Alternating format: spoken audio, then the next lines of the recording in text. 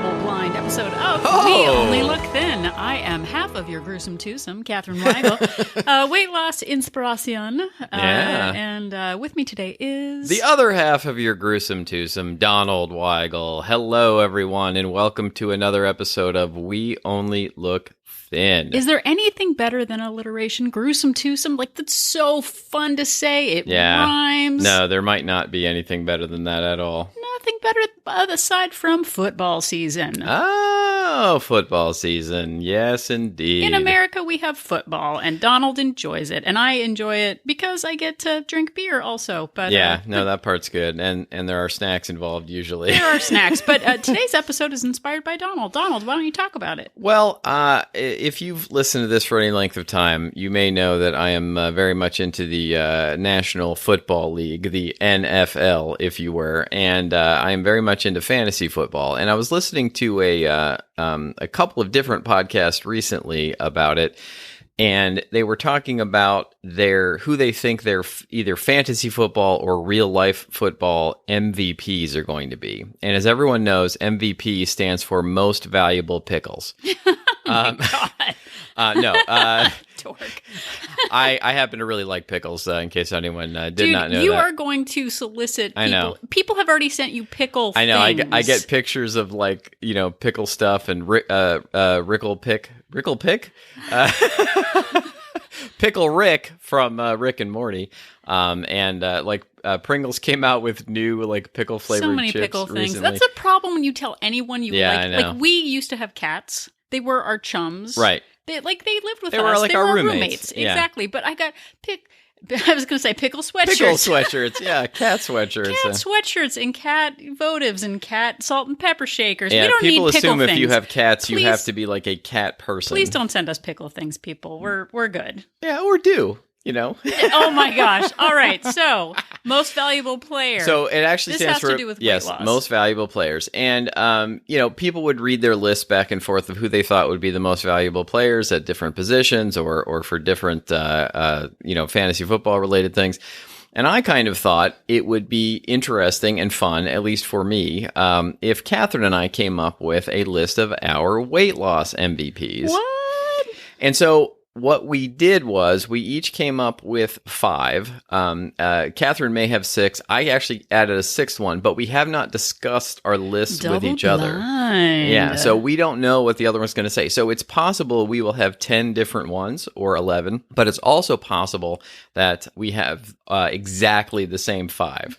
So I imagine there will be some overlap, but probably some differences. It's kind of like the Newlywed Game, kind of, like, but we don't have little signs that we're holding up. But did you ever notice too how everything seems to need a like an alliterative start, like, the Fab Five of weight loss, whatever, like the Fantastic Four. Right. I find it kind of annoying because when other people already have Fab Five of things, I'm like, well, I can't use that. Yeah. But maybe we should come up with negative ones, like the Woeful One. Oh, like or the Taciturn Two. Well, there's like the Dirty Dozen. Taciturn 2. That really rolls off the tongue. So catchy. Oh my goodness, that's going to take America by storm. I love movies like The Dirty Dozen, but then it sounds like then we're like getting yoked, like the Dirty Dozen of weight loss. Yeah, exactly. But like the Fab Five, it's like it sounds good, but it's also the Beatles. But like the Sedentary Seven, I don't know. Yeah, the Sedentary Seven. The Salacious Six. Ooh, that sounds good. So we might. Who knows? If you have any other alliterative things to talk about, let us know on this podcast. Yeah, please let us know. We need some alliteration, obviously. So, do you want to go first, or would you like me to go first? Oh, gosh. You started this. Why don't you go first? Okay, all right. So, number 5. We're going backward. Yeah, I was going backwards. I was listing my 5 to 1. Interesting. Okay. Yeah. Now I don't know which direction to put mine in. I'll just say after whatever I want to say. Perhaps we should have discussed this more. It's fine. Perhaps not showing each other our list Again, was a bad idea. proving that people are getting what they pay for on this episode. So, okay, you start with 5. This is live on digital tape, everyone. Okay, so number 5. My number 5 weight loss MVP is food logging. tracking all of my food. Interesting. I need the data. I need to know where I am. I need to know what works and what hasn't worked. And I can go back and look. I use the Fitbit app to track all of my data. And there are others out there, MyFitnessPal and a whole bunch more. But I use that. You can use an old-fashioned, pen and paper if you would like, which is what I used to do in the old Weight Watchers days. But I need to know where I'm at. I need to know what worked and what didn't work, and I can see on my digital paper, so to speak, when I ate a lot of calories and I gained weight, and when I stuck to my calorie goal, and when I either stayed flat or lost weight. And that has been invaluable to me in this whole journey. Well, I will say that is also my number 5. Oh, what? You're not so different, you and I. Yeah. But tracking is it is everything. We could stop the episode here, but we gotta flesh it out. We gotta add some additional things. But when I started this, I knew that tracking was key for me because guesswork and intuitive wondering got me up to 300 pounds. Yeah. And for me, the tracking was something that was non-negotiable. And it was, when I started, it was to the point of, I am just going to keep doing this and I'm not going to stop. And I have been maintaining for 3 years and 2 months, not to sound like a 4-year-old who just had a birthday.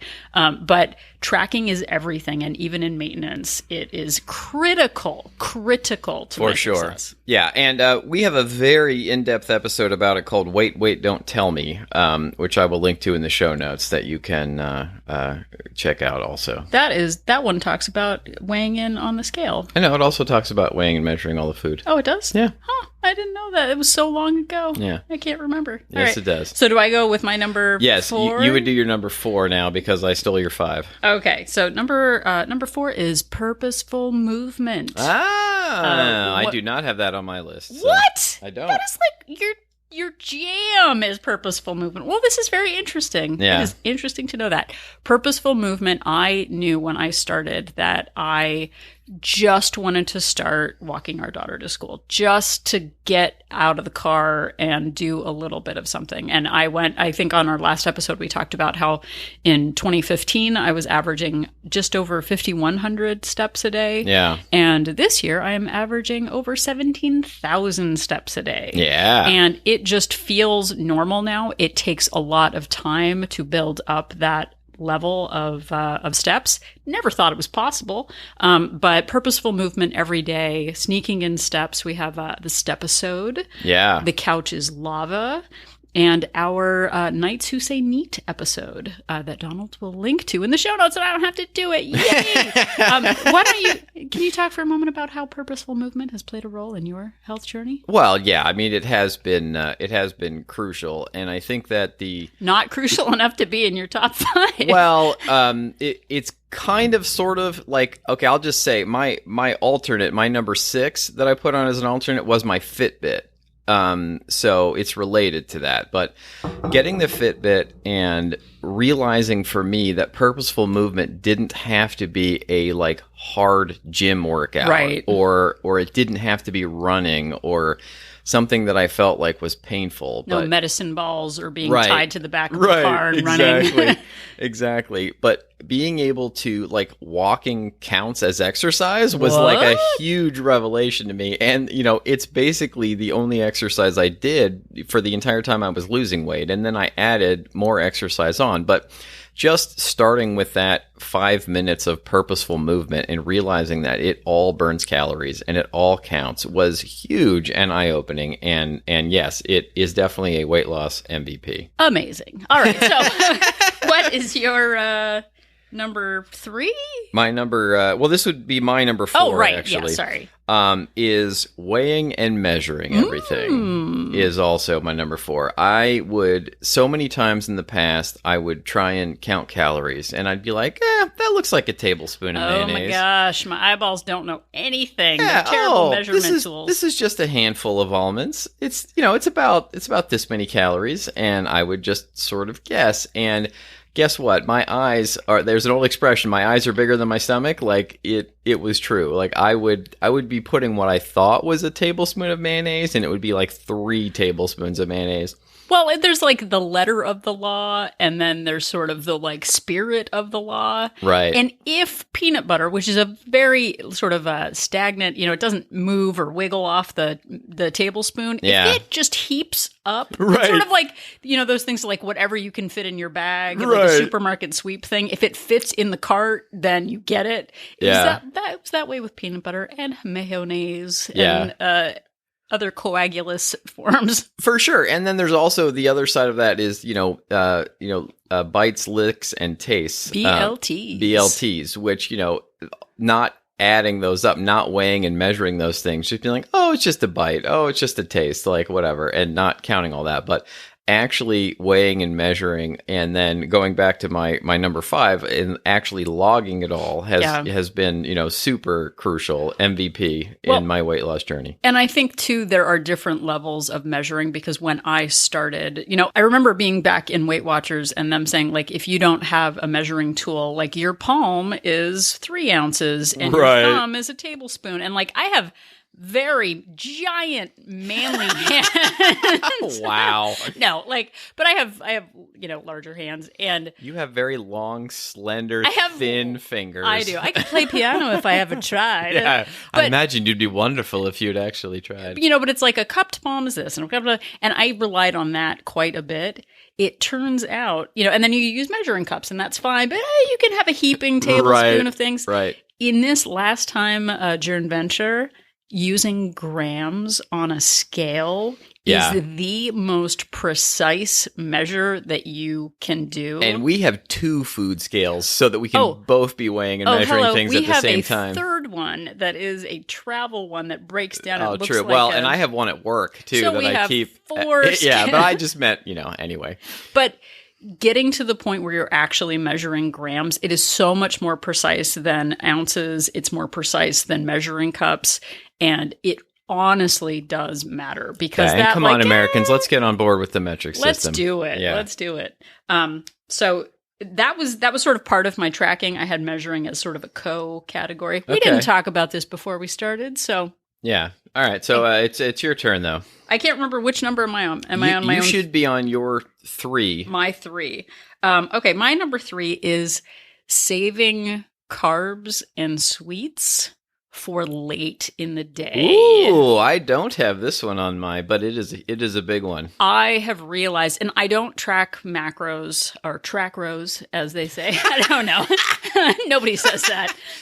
I like saving time by combining words and then talking about it to add additional time. Yeah, you take away all the time plus more by explaining it. I was like Rachel Ray used to always say like EVOO, and then she would say extra virgin olive oil, like completely eliminating the point of saying EVOO. Exactly. But for me, I know that if I start my day with carbs that are triggery, or breakfast pastries or cereal, which are basically all dessert foods, when I start the day, it just sets me up for being more snacky and more hungry. So honestly, me too. Saving sugary things and carb-laden things for the evening really makes a difference for me. And as I've evolved in this, I'll have like a small piece of toast that's 70 calories, but I can't have like a delicious croissant or a bagel because it just sets me up for failure later in the day. So and I'll eat fruit, during the day. That's not like, even though that's all carbs, it's not super triggery for me or anything. Yeah. But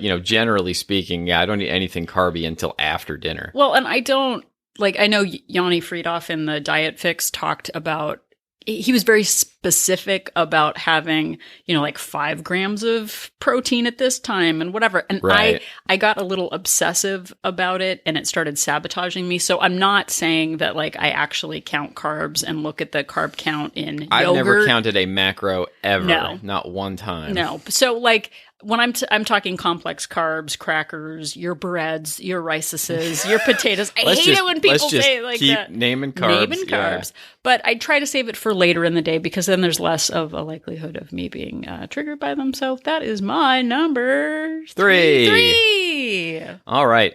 My number 3, we did an episode on this actually fairly recently, but it is having a growth mindset, adopting a growth mindset. We did an episode 135 called Growth Chart that I will link to in the show notes. It was an entire, I don't know, probably 3 hours on it. I don't know, 30, 40 minutes, whatever we usually do.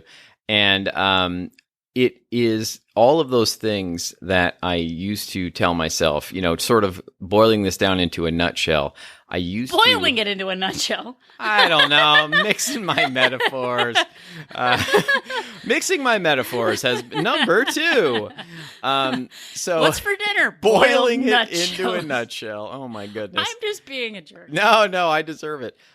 So boiling it down into a nutshell, It started here first, everybody. You're at ground zero for... I used to walk through life going, I can't. I don't have time. There's no way that I can. And guess what? When I said all those things to myself, I was right. And it was adopting a mindset of, well, I may not be able to do this right now, but eventually I will. Like the idea of getting 20,000 steps 5 years ago was insane. And now I do it nearly every day. And the idea of being able to, work as many hours as I work and still, stay on track with calories and still have meals prepped and everything. Like I found a way to make it work. And telling myself all those years that I can't, but now adopting a growth mindset. And I do it all the time. And I am still realistic. I don't say to myself, well, I could become a male model at some point if I just worked out hard enough. Like I know I'm not willing to put in that effort, nor probably could I achieve it, even if I did put in the effort. But just realizing that I can do this and there are other things. And I've applied it to other parts of my life that aren't just weight loss. And it has been huge in this whole journey. Yeah. Do you want to ask me if that was on my list? Was that on your list? That was my number 7. Oh, 7? I've got 8, just in case. You're overachiever. Just if we had overlap. Yeah, well, it's more important to me than it is to you, the omniscious obviously. 8. Yeah. No, I don't know. All right. No, but I had growth and learning as my number 7. Just back up, just in case. Yeah, but that's a good one. For me, I knew from the very start that my mindset was not going to get me the prize. Right, I knew, I was like, this isn't going to work. No. Like, I'm not the person to talk to about this.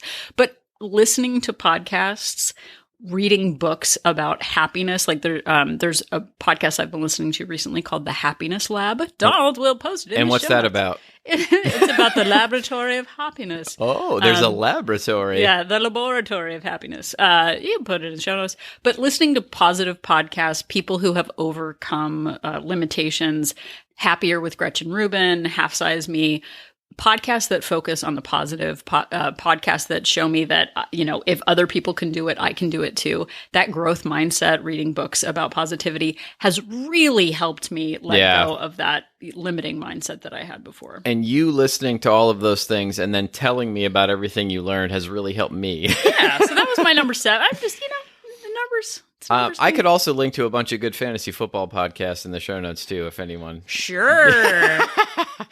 Probably. I Donald won't do that. goes 4 months a year. He goes from listening to audiobooks and growth mindset things. Yeah. And then it's just fantasy football. Yeah, from September through December, it's just nothing but football podcasts. Though. He's gone fishing. Yeah, exactly. So are we on my... Yeah, I think we're on your number 2, I think. My number 2 is...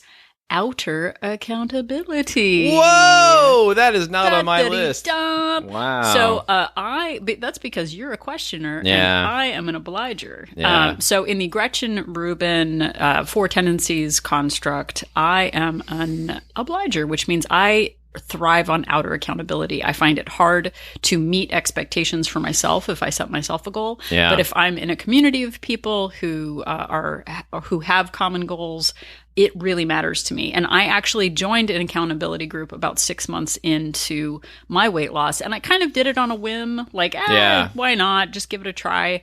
And absolutely changed my life. Like, I had no idea that talking about my problems with other people who understood would matter to me. Yeah. And it ended up jettisoning me to my weight loss goals.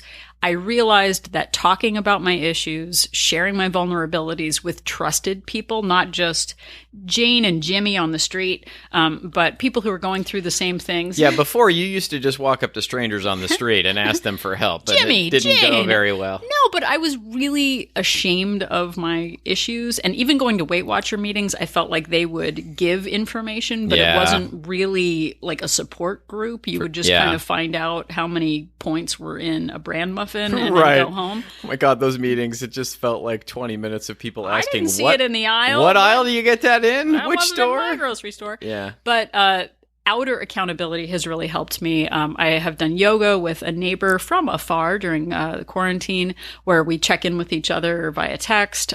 We have Wolt Place, WOLT Place, which is a place We sure do. for outer accountability for those who really thrive on sharing with others, checking in with others, and having outer accountability really matters. But that doesn't matter to Donald. He doesn't need outer accountability. No, but I mean, it's not huge for me, but I do have a competitive streak, and I use Fitbit challenges as kind of an outer accountability. You know, when somebody invites me to a Fitbit challenge, it does motivate me to try and get more steps. And I think that's my version of accountability. Well, and I think you also were raised better than me, because Donald will actually write back to people who invite him to challenges if they're full, like, "Dear Sir," or "Dear Jimmy Yeah. or Janie, Yeah. please excuse my absence." I always thank the person who invites me to the challenge. I don't know. That it's funny. I want to not- keep getting invited to them. I appreciate that. I am not super competitive. So maybe I'm actually just a jerk because I'm doing it so I keep getting invited as opposed to actually showing appreciation. Like,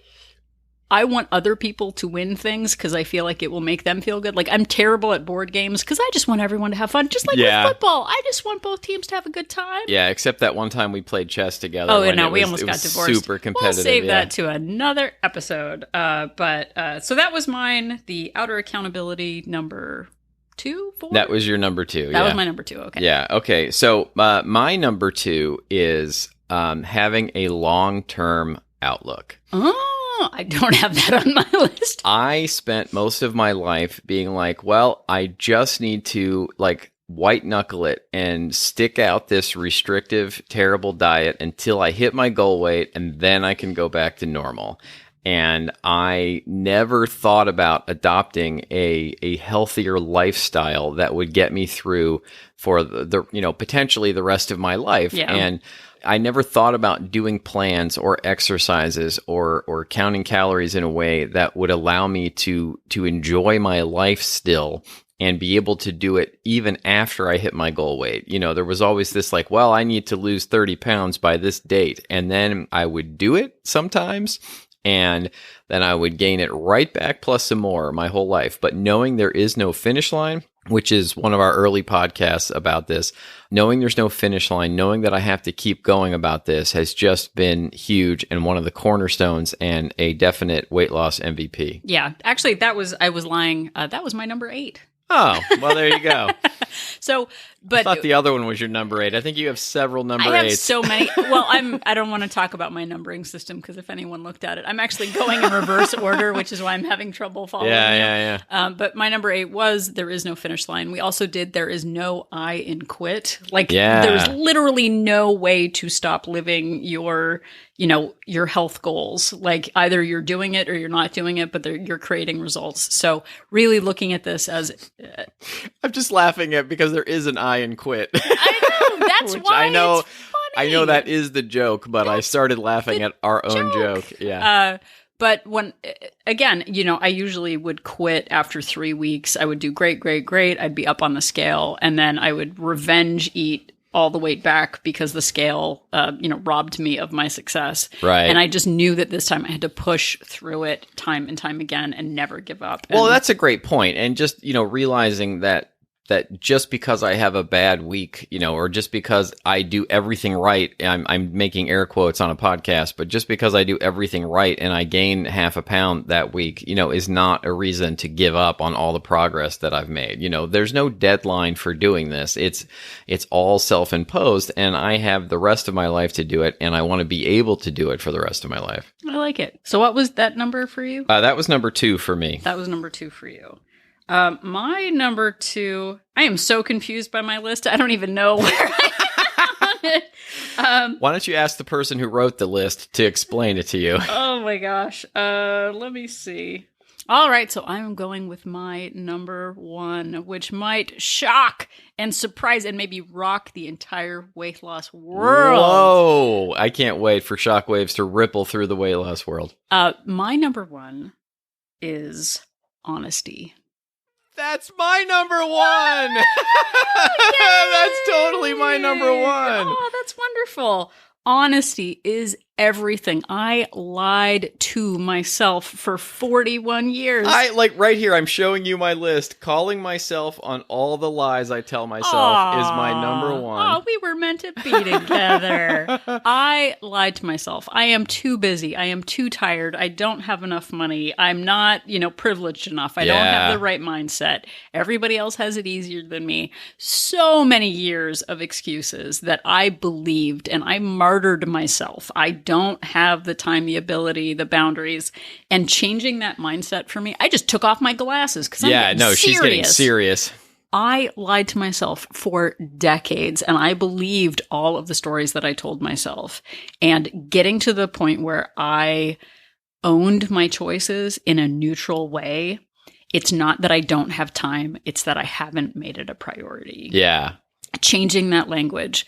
I can't do whatever. And I know Donald said that earlier, but okay, well, what can you do? Well, that's annoying. I would much rather be a victim of my life than, the hero of my life. And I think that is the biggest shift in the last 4 years. And it is still a work in progress. Donald and I still have struggles. We still have negative mindsets on things. But it's really annoying and helpful when we call each other out on our limiting beliefs. Yeah, for sure. And I used to tell myself lies, even slightly different than what Catherine has already mentioned. I would tell myself, I deserve this. Oh, yeah. I deserve this treat. I deserve this entire cake, this entire bag of chips. You only live once, I would tell myself. And I would tell myself things like, you can handle it. Like, you can, bring all of these, treats into the house, all this food, and you can do it. I'm a grown-up. And the other lie I would tell myself all the time is, it's not exactly a lie, but I would say to myself, I am so stressed, I need to eat about it. I need to eat this food. And I was using some other unrelated event in my life as an excuse to stuff my face with something. And I used to lie to myself about that all the time. And now I still have those instincts. They are deeply ingrained in me. I will get stressed out, and my first thought will be like, wow, I could really use a food treat right now. But I catch myself on it, and I know, hey, you know what? You're trying to trick yourself into eating something which is not going to help. It's only going to make things worse in the end. Well, and I think, too, for me, boundaries is part of that, because I always took on other people's problems. If I don't fix it, no one will. Yeah. If I don't do this, no one will. And I remember talking to our family therapist, and I told her something that I had done because no one else would do it. And she was like, well, what would happen if you just didn't do it and let other people take responsibility for their actions? And I hung up the phone. I didn't need that kind of positivity in my life. Exactly. But it was like, well, if I don't know, and I'm like, you're creating problems for yourself. Yeah, and for I sure. think I have reduced my circle so much in the last 4 years. Except for your habit circle. Yeah. Boo, boo, boo. You're going to have to put that in the show notes. You keep giving me homework.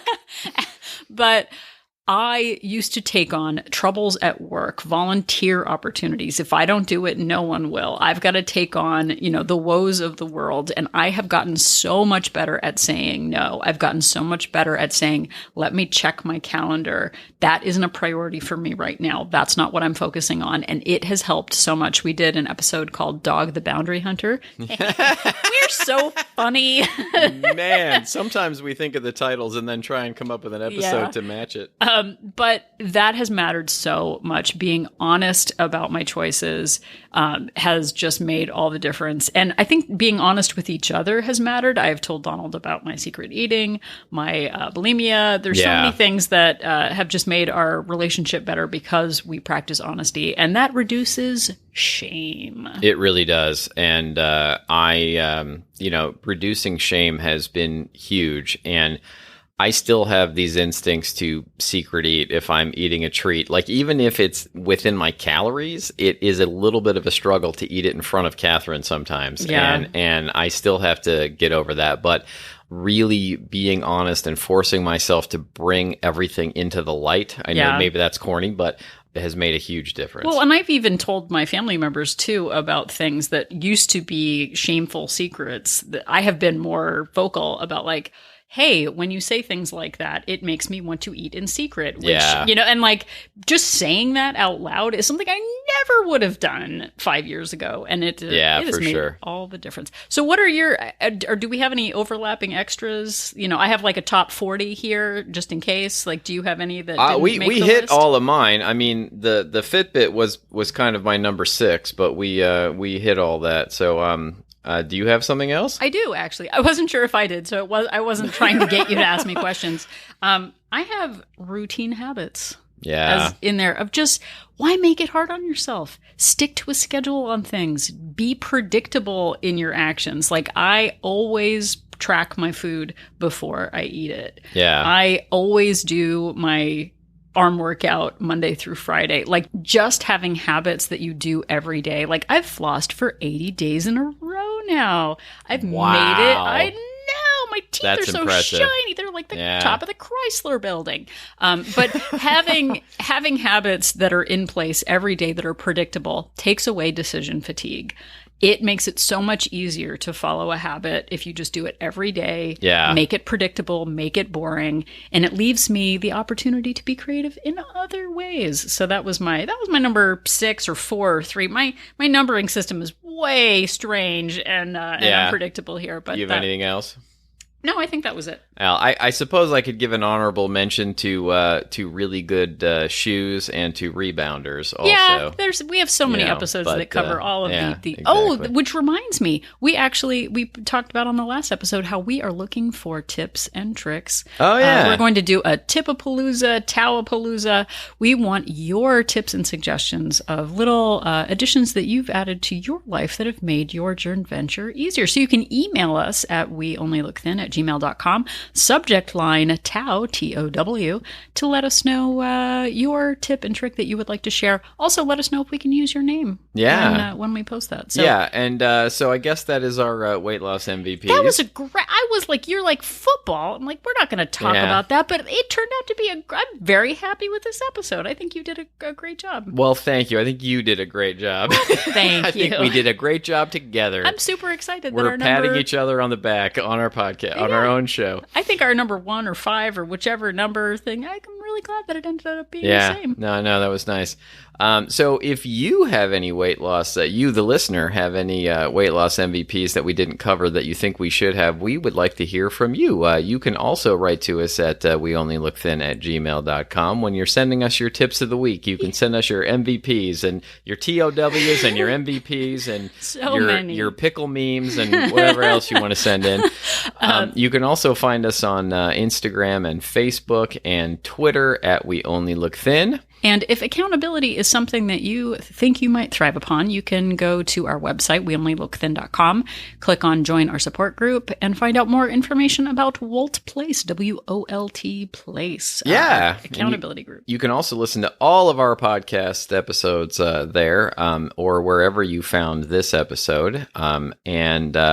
If you would like to do us a favor, we would really appreciate if you would go to Apple Podcasts. I know we say this every time, but it really is important and helpful to us. And just give us a rating and a very quick review. It could just be a couple of words, but the more of those we have, the easier it is for people to find us, because Apple promotes the shows that have the most ratings and reviews to the top of their search when people are looking for health and fitness podcasts. Yeah, and if you ever can't find our podcast or an updated episode on your podcast app, all of our episodes are archived on our website, weonlylookthin.com. So if you're ever looking for something or it seems like it isn't posted or something like that, we have never missed an episode in 2.5 years. And we have a search bar there too, where if there's a topic you're looking for, you can search for a word or two, and all the episodes where those are mentioned will come up too. Yeah. So if you're still not sure about the difference between a most valuable pickle and a most valuable player, just remember that Donald and I are an inspiration.